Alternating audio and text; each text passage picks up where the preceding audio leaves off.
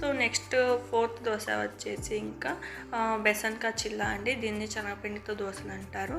So కొద్దిగా శనగపిండి తీసుకోండి మీ కన్సిస్టెన్సీకి తగ్గట్టు.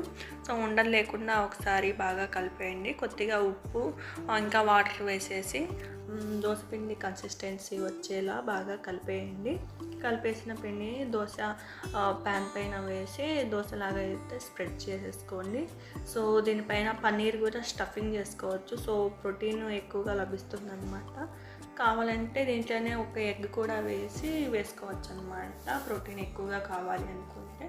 సో ఏదో ఒక చట్నీతో అయితే తినవచ్చు, లేకపోతే కర్రీ ఉన్నా పర్లేదు.